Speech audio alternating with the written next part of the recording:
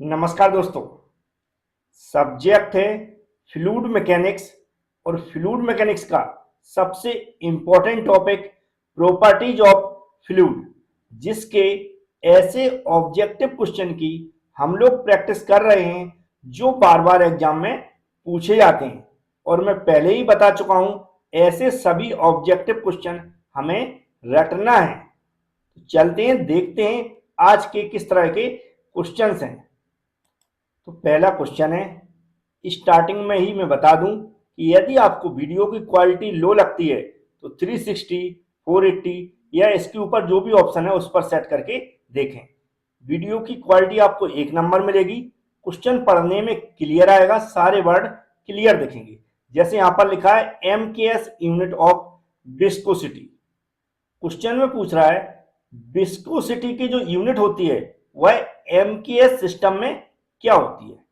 बहुत ही simple answer है। इस क्वेश्चन से हमें यह पता चलता है कि जो हमारी फ्लूइड की प्रॉपर्टीज हैं उनकी जो यूनिट है उस पर भी क्वेश्चन पूछे जाते हैं। इसका जो आंसर होगा बी वाला ऑप्शन राइट होगा। तो इसको मैं हाईलाइट करूंगा येलो कलर से, उससे आपको समझ में आएगा कि आंसर कौन सा सही है। जब तक मैं क्वेश्चन को पढ़ के सुनाता हूं, जब तक आप लोग गैस कर सकते हैं कि इनमें चारों में से आंसर कौन सा राइट होगा। जैसा कि क्वेश्चन में लिखा हुआ है, which of the following is dimensionless. इनमें से बताना है कौन सा डायमेंशन लेस है। तो ये जो स्पेसिफिक ग्रेविटी है, यदि आपने ये पढ़ी होंगी तो आपसे आंसर राइट वाला बन जाएगा, क्योंकि इसका आंसर है स्पेसिफिक ग्रेविटी। सी वाला ऑप्शन इसका राइट हो जाएगा। नेक्स्ट क्वेश्चन में लिखा हुआ है the unit of surface tension. इनमें से हमें बताना है कि सरफेस टेंशन की यूनिट कौन सी सही है। अब यहां पर कुछ लिखा हुआ है वो आपको दिख रहा होगा। बहुत सारे न्यू स्टूडेंट हैं तो उनको हो सकता पता ना हो। तो ये जो मैं नीचे लिख के रखा है, यहां पर ये बताना चाह रहा हूं कि ये जो क्वेश्चन है कितने इंपॉर्टेंट है, कितने सारे एग्जामों में ऑलरेडी पहले से पूछा जा चुका है। और जिनकी हमारे पास जानकारी नहीं है एग्जामों की, उनमें भी ये क्वेश्चन पूछा गया होगा। तो इसकी जो इंपॉर्टेंस है वह मैंने बताने की कोशिश की है। और जो एग्जाम के यहाँ पर नाम लिखे उनसे हमें ये पता चल रहा है कि एसएससी जेई नहीं, जो एसएससी जेई की हम लोग तैयारी कर रहे हैं उसके अलावा जो भी एग्जाम होते हैं मैकेनिकल इंजीनियरिंग से रिलेटेड, उनमें भी ये सभी क्वेश्चन पूछे जाते हैं। इसलिए आप सभी लोग किसी भी टाइप के मैकेनिकल से रिलेटेड एग्जाम की तैयारी कर रहे हैं तो सभी क्वेश्चन देखें जो भी मैं ऑब्जेक्टिव टाइप की वीडियो डाल रहा हूं। तो इसका जो आंसर होगा वह ए ऑप्शन होगा। न्यूटन पर मीटर जो यूनिट होती है वह होती सरफेस टेंशन की। नेक्स्ट क्वेश्चन है इन अ स्टैटिक फ्लूइड। आप स्टैटिक फ्लूइड को कैसे डिफाइन करेंगे। ये क्वेश्चन भी बहुत बार पूछा गया है। यहां पर आप देख सकते हैं डेट डली हुई है और किस एग्जाम में पूछा गया है ए भी लिखा हुआ है। इसको आप स्टैटिक जो फ्लूइड है उसको डिफाइन कर सकते हैं, only normal stress can exist. केवल नॉर्मल स्ट्रेस ही मौजूद हो सकता है। तो इसका जो डी वाला ऑप्शन है ये हमारा राइट हो जाएगा। तो इसको मैं हाईलाइट कर देता हूं। याद रखें, मैंने पहले ही बोल चुका हूं, अभी मैं और बहुत सारी क्लास चलाऊंगा, उसमें जिस तरह की सभी लोग करते हैं उस तरह का मैं भी एक्सप्लेन कर सकता हूं कि इस क्वेश्चन से रिलेटेड जो भी थ्योरी है मैं बताऊं, आगे बताऊंगा मैं। लेकिन अभी जो मोस्ट इंपॉर्टेंट क्वेश्चन चल रहे हैं तो हमें क्वेश्चन आंसर रटे होने चाहिए। इसलिए मैं सिर्फ आपको जो हाईलाइट करवा रहा हूं क्वेश्चन और आंसर, जिससे इस तरह के जो पूरे सब्जेक्ट के फ्लूइड मैकेनिक्स और भी ऐसे इंपॉर्टेंट सब्जेक्ट हैं उनके सभी क्वेश्चन आंसर आपको रट जाए। नेक्स्ट क्वेश्चन में पूछा गया है यूनिट्स ऑफ काइनेमेटिक विस्कोसिटी। जो काइनेमेटिक विस्कोसिटी है इसकी यूनिट क्या होती है। तो मैं पहले ही बता चुका हूं आपको, जो भी हमारी फ्लूइड्स की प्रॉपर्टीज हैं उनकी यूनिट्स आपको याद रखना है, किसी पर भी क्वेश्चन पूछा जा सकता है। तो इसकी जो यूनिट होती है वह होती है मीटर स्क्वायर पर सेकेंड। तो ए वाला ऑप्शन वह हमारा राइट हो जाएगा। उम्मीद है नीचे आप जरूर देखते जा रहे होंगे, जिससे आपको ये क्वेश्चंस की इंपॉर्टेंस पता चलती जा रही होगी। नेक्स्ट क्वेश्चन में लिखा हुआ है an ideal flow of any fluid must satisfy, मतलब किसी भी फ्लूइड का आइडल फ्लो निम्नलिखित को क्या सेटिस्फाई करना चाहिए, संतुष्ट करना चाहिए। तो इनमें से किसको संतुष्ट करना चाहिए, वह होता कंटिन्यूटी इक्वेशन, मतलब डी वाला ऑप्शन हमारा राइट है। नेक्स्ट क्वेश्चन में पूछा गया वर्क मॉडुलस ऑफ इलास्टिसिटी, जो वर्क मॉडुलस ऑफ इलास्टिसिटी है उससे रिलेटिव जो यहां पर लाइनें लिखी हुई हैं उनमें से एक का संबंध है, रिलेशन है, वह हमें बताना है। तो जो वर्क मॉडुलस ऑफ इलास्टिसिटी है क्वेश्चन नंबर 7, उसका जो आंसर है इंक्रीज विथ प्रेशर, प्रेशर के साथ क्या होती है, बढ़ती है। तो ये वर्क मॉडुलस प्रेशर के साथ बढ़ता है, तो बी वाला ऑप्शन हमारा राइट हो जाएगा। ये क्वेश्चन भी वेरी वेरी इंपॉर्टेंट है। क्वेश्चन में लिखा द कैपिलरी राइज और fall of a liquid is given by, तो इसका जो फॉर्मूला है वह हमें बताना है। तो इसका जो फॉर्मूला होता है वह आंसर होना चाहिए सी वाला option, H equal 4 sigma cos theta upon rho G D, मतलब हमारा सी वाला ऑप्शन राइट होना चाहिए। याद रखें इससे पहले इसी टॉपिक पर मैंने 20 क्वेश्चन ऑलरेडी मैं पढ़ा चुका हूं, उनको भी आप रट लें क्वेश्चन को। यदि आपको नहीं मिल रहे हैं तो एक प्लेलिस्ट बनी हुई है एसएससी जेई मैकेनिकल के नाम से, उसमें आप चले जाएं, उसमें और 20 क्वेश्चन आपको मिल जाएंगे। इस तरह ये 40 क्वेश्चन आप लोग रट लें, क्योंकि नेक्स्ट वीडियो में नेक्स्ट टॉपिक लेकर आऊंगा, वो भी फ्लूइड मैकेनिक्स का ही टॉपिक होगा, ऐसा टॉपिक होगा जिससे सबसे ज्यादा क्वेश्चन पूछे जाते हैं। नेक्स्ट क्वेश्चन पूछ रहा है capillary action is due to the, जो कैपिलरी एक्शन होता है किस कारण से होता है। यदि आपने कैपिलरी एक्शन पढ़ा होगा, वैसे मैं इसको भी पढ़ा चुका हूं थ्योरी में, थ्योरी में के अंदर तो मैं सारी प्रॉपर्टीज पढ़ा चुका हूं, याद रखें। तो यहाँ पर सरफेस टेंशन लिखा है, क्वेश्चन ऑफ द लिक्विड लिखा है, addition of the liquid molecules and the molecules on the surface of solid, तो सभी के कारण होता है, इसलिए all option are correct, D वाला ऑप्शन हमारा राइट होना चाहिए।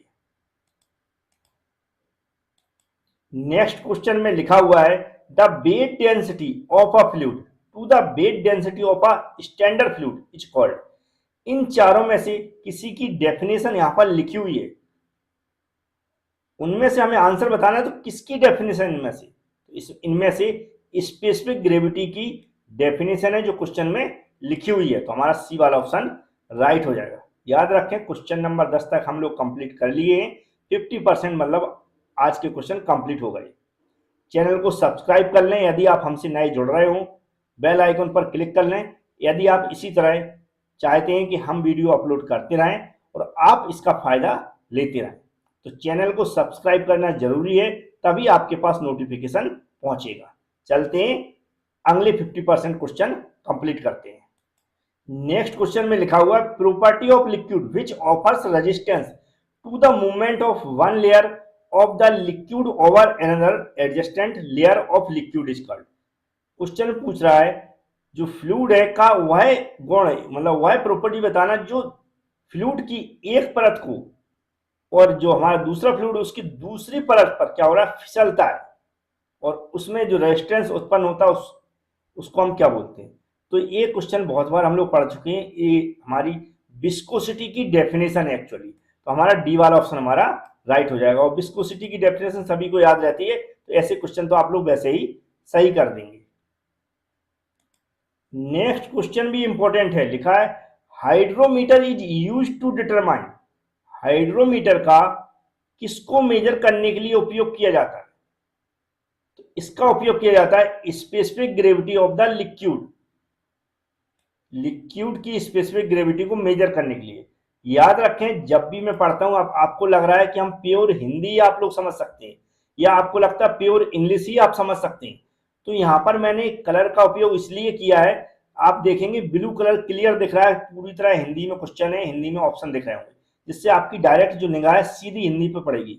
और जो लोग सिर्फ इंग्लिश समझ सकते हैं, यहाँ पर मैंने ब्लैक कलर यूज किया है, आप डायरेक्ट ब्लैक कलर पे निगाह आपकी जाएगी, तो डायरेक्ट आपको इंग्लिश में पूरा क्वेश्चन और ऑप्शन दिखेंगे, तो इससे आपका ये फायदा हो जाएगा।